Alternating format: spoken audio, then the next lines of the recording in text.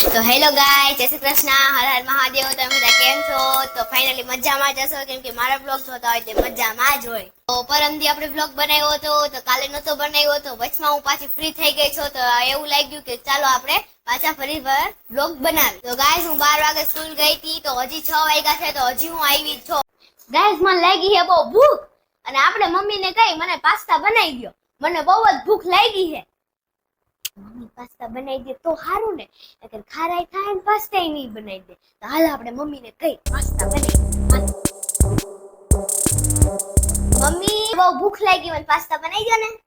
જો પહેલો રહેતો નથી, કપડા મૂકેલું છે. પ્લીઝ મમ્મા, બનાવી દો ને. ના, અત્યારે નહીં, કાલે. મમ્મા પ્લીઝ, કાલે. મમ્મા પ્લીઝ. હા તો રે 10 મિનિટ હમણાં બનાવી. હા હા. તો ગાઈસ, મમ્મીએ પાડી દીધી હે. હા, વંશીના પાસ્તા ખાવા હે ને? હાલો, એને પાસ્તા ખાવા હે વંશીને. અને વંશી, હા તને તીખા ન લાગે તો મરચું નથી નાખ્યું. મમ્મી કેમ જરાક બનાવી દે. મોરા બનાવી દીધા. હા તો હાલો, વંશી માટે મોરા, મારી માટે તીખા, વંશી માટે મોરા. મમ્મીને મેં અડધી કલાકનું કીધું પાસ્તા બનાવી દો ગાઈસ, તો અને હજી રસોડામાં તો કઈ કરે જ છે. તો હાલો આપણે જોઈ આવી પાસ્તા બની ગયા હે કે નથી બન્યા. હાલ હાલ હાલ, આપણે જોઈ આવી પાસ્તા બન્યા હે કે નથી બન્યા. રસોડામાં કઈક કરે. તો હેલો ગાઈઝ, આપણે આવી ગયા છીએ કિચનમાં. તો આ છે અમારું કિચન. તો જ્યારે આપણે હોમ વિડિયો બનાવશી ત્યારે તમને અમારું કિચન દેખાડશી. તમને અમારો વિડિયો ગમતો હોય તો લાઈક શેર સબસ્ક્રાઇબ કરવાનું તો ભૂલતા જ નહીં. તો ચાલો આપણે ખાઈ લે. મમ્મી પાસ્તા બન્યા?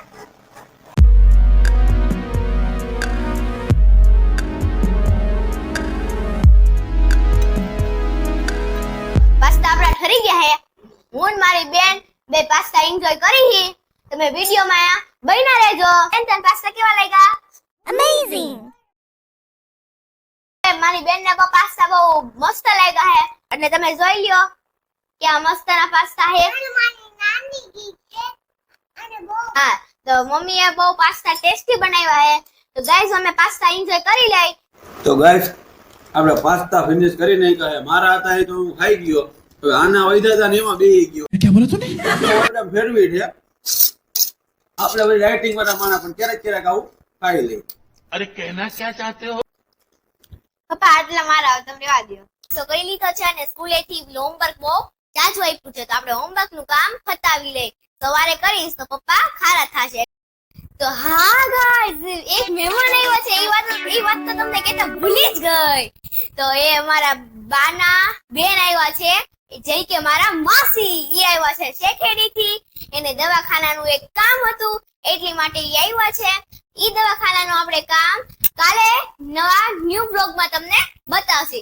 અને લાઈક શેર સબસ્ક્રાઇબ કરવાનું તો ભૂલતા જ નહીં. ત્યાં જો આ છે મારા માસી. જઈએ, આ છે મારા માસીજી શેખેડીથી આવ્યા છે. એને દવાખાનાનું કામ હતું. હાય માસી, જય શ્રી કૃષ્ણ. તો ગાઈઝ, આપણે નાસ્તો કરી લીધો હે.